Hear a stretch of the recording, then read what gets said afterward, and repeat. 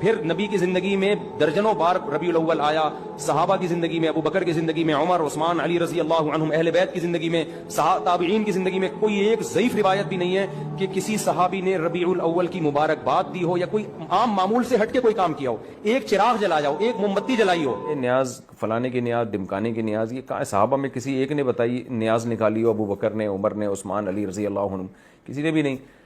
تو بدعت عمل آپ لیں گے تو اس کی تائید ہوتی۔ اللہ کے رسول نے فرمایا کہ وہ محدثات الامور فإن كل محدثۃ بدعۃ وكل بدعۃ ضلالہ، اور دین میں نئے امور نکالنے سے بچتے رہو کیونکہ ہر نئی چیز بدعت ہے اور ہر بدعت گمراہی ہے۔ دیکھیں مسئلہ یہ ہے کہ دین کی جو باتیں ہوتی ہیں، جو اصول ہوتے ہیں، اس کو سیکھنے کے لیے دین کے تمام اصول کو پیش نظر رکھنا پڑتا ہے۔ نبی کریم صلی اللہ تعالیٰ علیہ وسلم نے جو ارشاد فرمایا بالکل حق اور سچ فرمایا۔ حضور علیہ الصلوۃ والسلام کی ایک اور حدیث مبارکہ ہے، صحیح مسلم شریف کی حدیث مبارکہ ہے کہ من سن سنتا حسنتا فی الاسلام فلہ اجرھا واجر من عمل بھا، کہ جس نے اسلام کے اندر کوئی اچھا کام جاری کیا، ایجاد کیا، تو اس کے لیے اس کا اجر ہے، اور جتنے لوگ اس پر عمل کرتے رہیں گے ان کے لیے اس کا اجر موجود ہے۔ نبی کریم صلی اللہ تعالیٰ علیہ وآلہ وسلم نے بہت سارے امور نہیں کیے، لیکن صحابہ کرام علیہم رضوان نے وہ امور کیے، بعد کے لوگوں نے وہ امور کیے۔ میں مختصراً چند مثالیں آپ کے سامنے پیش کرنے کی کوشش کرتا ہوں۔ انشاءاللہ اگر ہدایت حاصل کرنے کا جذبہ ہوگا تو آپ کے سامنے بات کلیئر ہو جائے گی۔ قرآن پاک میں اللہ تبارک و تعالیٰ ارشاد فرماتا ہے الیوم اکملت لکم دینکم، کہ آج کے دن میں نے تمہارا دین تمہارے لیے مکمل کر دیا۔ لیکن اس کے باوجود ہم دیکھتے ہیں کہ بہت سارے وہ امور کہ جو نبی کریم صلی اللہ علیہ وسلم کے زمانے میں نہیں تھے وہ صحابہ کرام علیہ رضوان کے زمانے میں ہوئے، جو صحابہ کے زمانے میں نہیں تھے وہ تابعین کے زمانے میں ہوئے، جو تابعین کے زمانے میں نہیں تھے وہ تابعین کے زمانے کے اندر ہوئے، اور ہر ایک اس کو قبول کرتا ہے۔ اصل بات یہ ہے، میں کچھ مثالیں دیتا ہوں لیکن پہلے بات سن لیں کہ الیوم اکملت لکم دینکم کا مطلب یہ ہے کہ ہم نے دین کے جو اصول ہیں، جو دین کے قواعد ہیں، دین کے جو قانون ہیں، دین کے جو ضوابط ہیں، دین کی جو کلیات ہیں، وہ تمہارے لیے مکمل کر دی ہیں۔ ایسا نہیں ہے کہ ایک ایک فرد کی ایک ایک بات کو اس طرح قرآن پاک کے اندر بیان کر دیا گیا ہو۔ اگر ایسا ہو تو پھر قرآن پاک ہزاروں لاکھوں جلدوں کے اندر ہوتا کہ فلاں شخص نے آنا ہے، فلاں نے یہ کام کرنا ہے، اور فلاں کے لیے یہ حکم ہوگا۔ ایسا نہیں ہے، اصول اور ضوابط اور قواعد اور قوانین یہ قرآن پاک کے اندر بیان کیے گئے ہیں۔ نبی کریم صلی اللہ تعالیٰ علیہ وآلہ وسلم نے باقاعدہ تراویح کی جماعت نہیں کروائی، 3 سے 4 دن کروائی، اس کے بعد چھوڑ دی آپ نے۔ حضرت ابوبکر رضی اللہ تعالیٰ عنہ کے زمانے کے اندر نہیں ہوئی تراویح کی جماعت، پھر اس کے بعد حضرت عمر رضی اللہ تعالیٰ عنہ کے ابتدائی دور کے اندر تراویح کی جماعت نہیں ہوتی تھی۔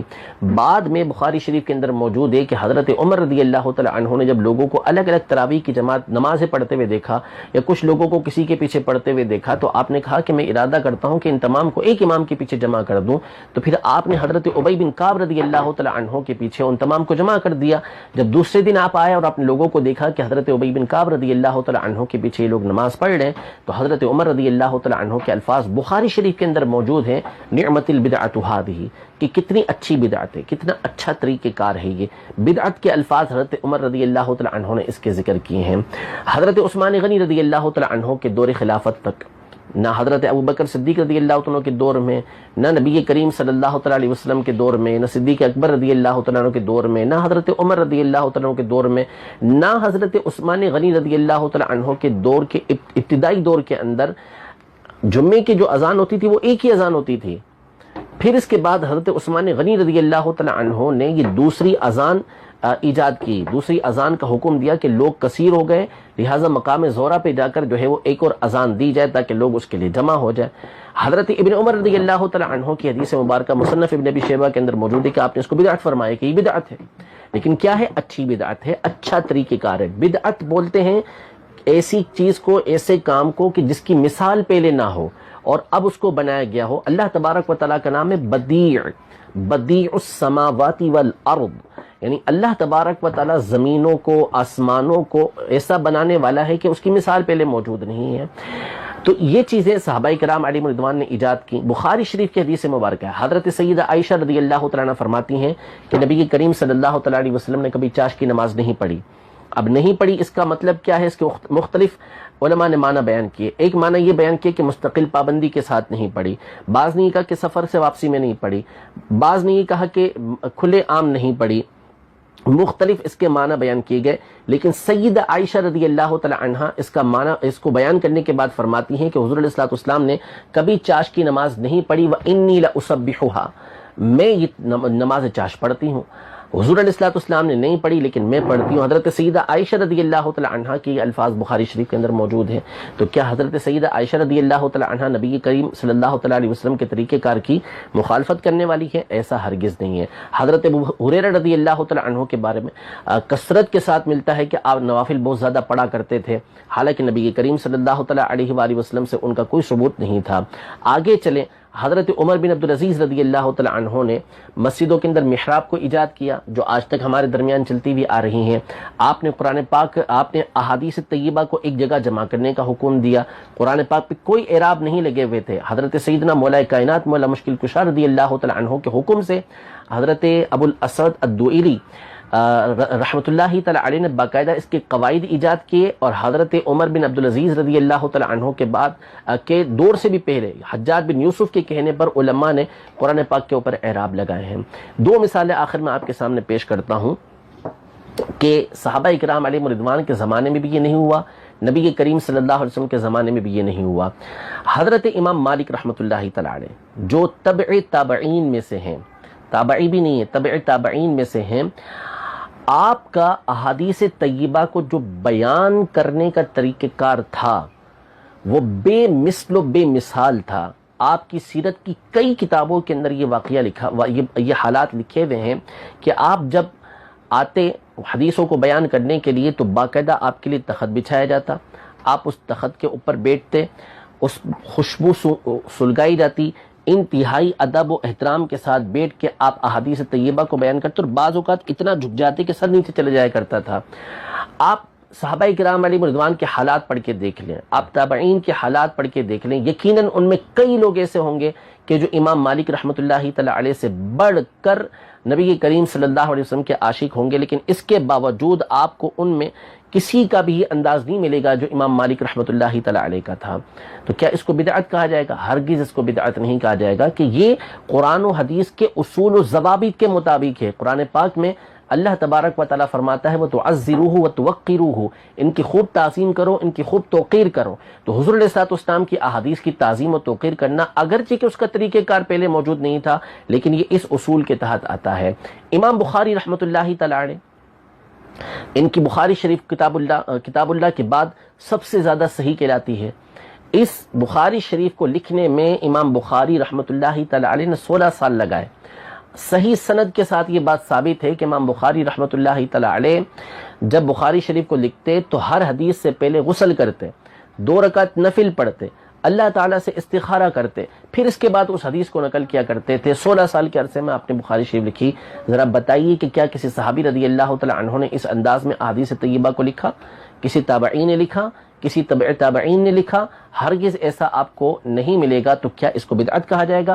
ہرگز اس کو بدعت نہیں کہا جائے گا. ہاں، بدعت اس معنی میں کہا جائے گا کہ یہ پہلے نہیں ہوا تھا، اب ہو رہا ہے، لیکن شریعت کے اصول کے مطابق ہے تو اس میں کوئی حرج نہیں ہے. امام شافعی رحمۃ اللہ تعالی علیہ جو جلیل القدر امام ہیں، امام ابو نعیم بسند جید حلیت الاولیاء کے اندر نقل کرتے ہیں کہ امام شافعی نے ارشاد فرمایا کہ بدعت کی 2 قسمیں ہیں، بدعت گمراہی اور بدعت ہدایت.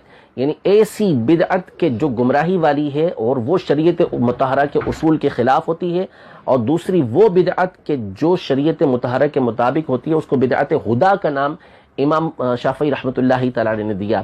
امام نووی رحمۃ اللہ تعالی علیہ اپنی کتاب تہذیب الاسماء واللغات کے اندر نقل کرتے ہیں، اور امام اس بن عبد السلام رحمۃ اللہ تعالی علیہ کے حوالے سے نقل کرتے ہیں کہ بدعت کی 5 قسمیں ہیں، اور اس قسم کو کثیر علماء نے اپنی کتابوں کے اندر بیان کیا کہ بعض اوقات بدعت واجب ہوتی ہے، یعنی نیا کام واجب ہوتا ہے، جیسے قرآن و حدیث کو سیکھنے کے لیے صرف و نحو کے قواعد کو سیکھنا. بعض اوقات بدعت جو ہوتی ہے وہ حرام ہوتی ہے، یعنی ایسی چیزوں کو ایجاد کرنا کہ جو شریعت کے اصولوں کے خلاف ہو. بعض اوقات مکروہ ہوتی ہے، بعض اوقات مستحب ہوتی ہے، بعض اوقات مباح ہوتی ہے. تو بدعت کی مختلف اقسام علماء نے یہ بیان فرمائی ہیں، جس کو ہر طبقہ فکر نے اپنی اپنی کتابوں کے اندر بیان کیا ہے۔ تو ہر کام ایسا نہیں ہوتا کہ ہر بدعت جو ہے وہ ایسی ہو کہ جو شریعت مطہرہ کے اصول کے مطابق ہونے کے باوجود اس کو غلط کہا جائے، ایسا نہیں ہے۔ ایسا کہنا بالکل غلط بات ہے، اور یہ نبی کریم صلی اللہ علیہ وسلم کے اصول کے خلاف ہے۔ آخری بات اس حوالے سے میں عرض کرتا چلوں، بخاری شریف کی حدیث مبارکہ ہے، نبی کریم صلی اللہ تعالی علیہ وسلم نے ارشاد فرمایا کہ من احدث فی امرنا ھذا ما لیس منہ فہو رد۔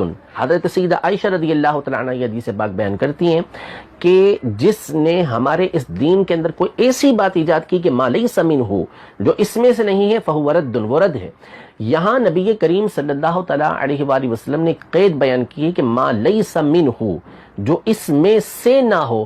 تو حضور علیہ الصلوۃ والسلام افصح العرب ہے، آپ کا ایک ایک کلمہ، ایک ایک جملہ یہ بامعنی ہوتا ہے۔ اس کا مطلب ہے کہ اگر دین میں کوئی ایسی بات آئی کہ جو دین سے تعلق رکھتی ہے، یعنی دین کے اصول، دین کے ضوابط، دین کے قواعد، دین کے کلیات، دین کے قوانین کے مطابق ہے، تو اس میں کوئی حرج نہیں ہے۔ اور یہ صحابہ کرام علیہم رضوان سے ثابت، نبی کریم صلی اللہ علیہ وسلم کی حدیث سے ثابت ہے۔ تو بعض چیزیں ایسی مشہور کر دی جاتی ہیں کہ جو غلط ہوتی ہیں لیکن لوگ اس کو صحیح سمجھنے لگتے ہیں۔ تو کل محدثۃ بدعہ کا مطلب یہ ہے کہ ہر وہ بدعت کے جو گمراہی والی بدعت ہو وہ گمراہی ہے، بری بدعت یہ گمراہی ہے۔ امید ہے کہ اگر آپ توجہ سے یہ سن رہے ہوں گے تو اللہ نے چاہا تو آپ کو جو ہے اس سے فائدہ حاصل ہوگا۔ باقی جس نے نہیں سمجھنا اس کے سامنے 2-2.5 گھنٹے بھی تقریر کی جائے تو کوئی فائدہ اس کو حاصل نہیں ہوتا۔